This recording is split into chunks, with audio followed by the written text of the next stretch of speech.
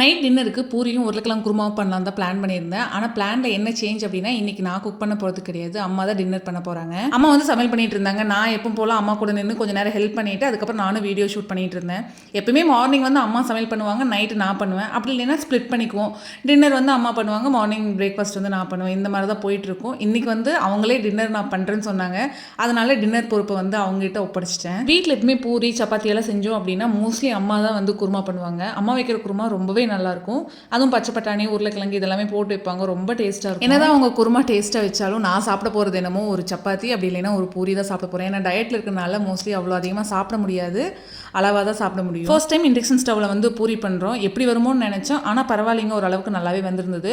ஆனால் நம்ம நார்மலாக கேஸில் வச்சு கடாயில் சுடுற மாதிரியெல்லாம் பூரி வரல.